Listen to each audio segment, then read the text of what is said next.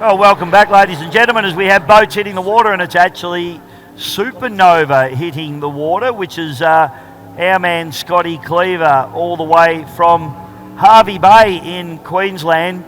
And this is a new boat for him. So this was formerly the Beyond Blue Evercraft, twin turbo boat of Robert Masala.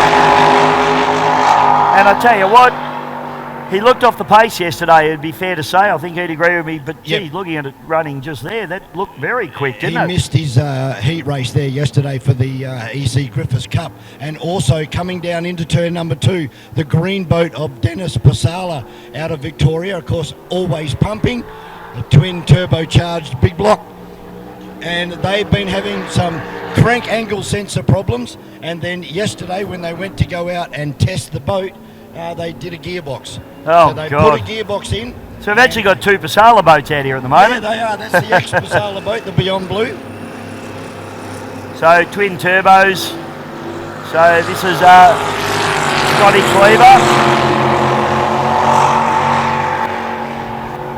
Yeah, I spoke to him. I said, how are you going in this new sport? So Scott has been a ski racer and he's run a QC4V 1350 Mercruiser in a 21-foot force hull called Supernova. So he's used to having a lot of horsepower. I said, what's this like, mate? He said, it's about the stupidest, most fun thing that you could ever do. So he's loving it. Oh, look at Dennis Pasala. He's opened that right up and it looks like it's travelling forward, which is a good sign. They've had a hell of a weekend, you'd have to say, here at Yarrawonga. Had a quick chat to Dennis this morning where I got all the info from, and he's looking forward to a good run today. And so far, so good for always pumping. And you would have to say that Scott Cleaver still has a lot to learn in the sport, but there'll be a lot of potential in that boat to come.